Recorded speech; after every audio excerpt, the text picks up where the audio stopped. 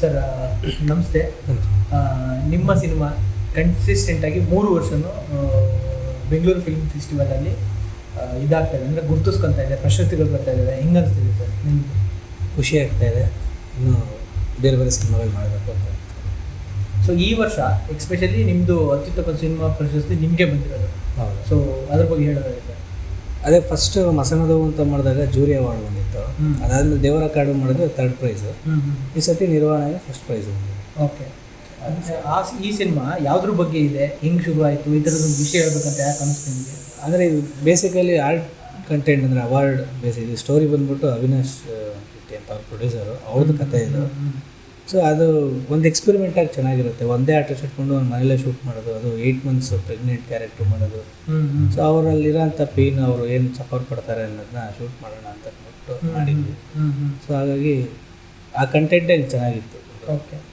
ಅಂದರೆ ಎಷ್ಟು ಡ್ಯೂರೇಷನ್ ಇತ್ತು ಸರ್ ಸಿನಿಮಾ? 1 hour 48 ನಿಮಿಷ. ಓಕೆ. ಎಷ್ಟು ಸಿನಿಮಾಗಳಲ್ಲಿ ನಿಮ್ಮ ಸಿನಿಮಾಗೆ ಅವಾರ್ಡ್ ಸಿಗ್ತದೆ? ಸೆಲೆಕ್ಟ್ ಆಗಿದೆ 12 ಸಿನಿಮಾಸು. ಅಪ್ಲೈ ಮಾಡಿರ್ತಾರೆ, ಒಂದು 50-60 ಸಿನಿಮಾ ಅಪ್ಲೈ ಆಗಿರುತ್ತೆ. ಅದರಲ್ಲಿ ಎಲ್ಲ ಸಪ್ರೇಟ್ ಮಾಡಿ 12 ಸಿನಿಮಾಗೆ ತರ್ತಾರೆ. 12ರಲ್ಲಿ ಬೆಸ್ಟ್ 3ಗೆ ಕೊಡ್ತಾರೆ. ಬೆಸ್ಟ್ 3ಅಲ್ಲಿ ಯಾವುದಾದ್ರು ಇದೆ ಈ ಸಲ? ಆಲ್ ಇಂಡಿಯಾ ರೇಡಿಯೋ ಅಂತ ಒಂದು ಬಂತು.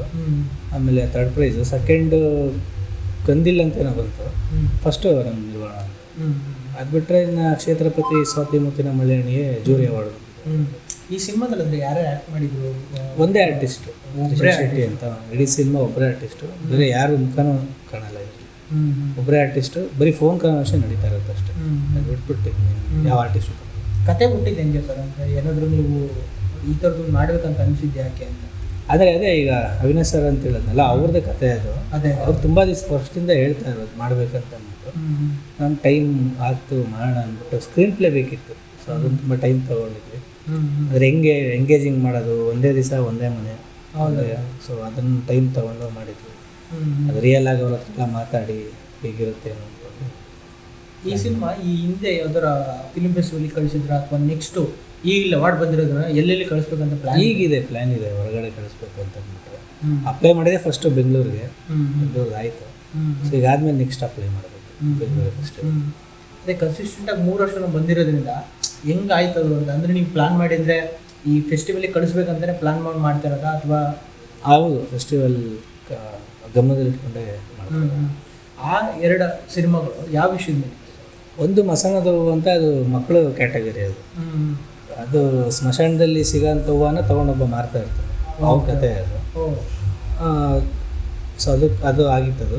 ಅದಾದಮೇಲೆ ದೇವರ ಕಾಡು ಬಂದುಬಿಟ್ಟು ಒಂದು ಈ ಕುಮಾರ ಪರ್ವತದಲ್ಲಿ ಟ್ರೆಕ್ಕಿಂಗ್ ಹೋಗೋರಿಗೆ ಒಂದು ಅಜ್ಜಿ ತಾತ ಇದ್ದಾರೆ, ಅಲ್ಲಿ ಊಟ ಕೊಡ್ತಾರೆ ಅವರು. ರೀಸೆಂಟಾಗಿ ತಾತ ಎಕ್ಸ್ಪೈರ್ ಆದರು.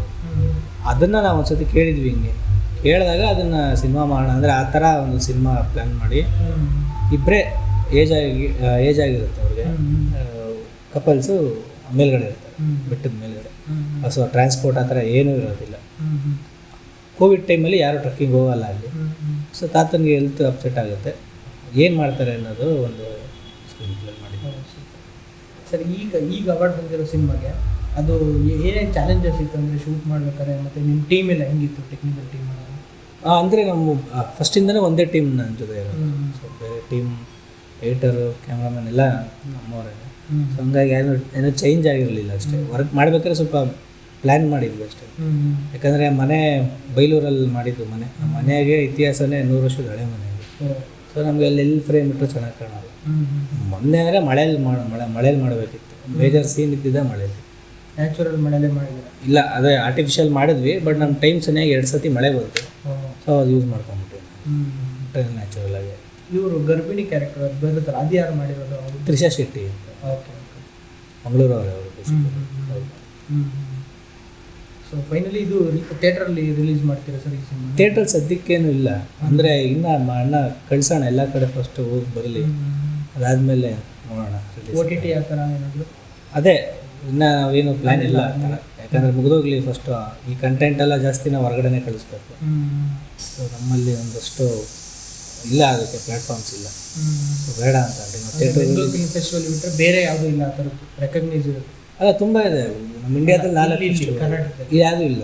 ಅದೊಂದು ಅದು ಬಿಟ್ಟರೆ ಸ್ಟೇಟ್ ಅವಾರ್ಡ್ ಇರುತ್ತಲ್ಲ, ಸ್ಟೇಟ್ ಅವಾರ್ಡು ಮಾಡ್ತಾ ಇಲ್ವಲ್ಲ, ಆಯಿತು 3 ವರ್ಷ ಆಯಿತು, ಅದು ಇಲ್ಲ. ಬಿಟ್ಟರೆ ನ್ಯಾಷನಲ್ ಅವಾರ್ಡು. ಸೊ ನಾವು ನ್ಯಾಷನಲ್ಗೆ ಅಪ್ಲೈ ಮಾಡ್ತೀವಿ ನೆಕ್ಸ್ಟ್ ಇಯರ್.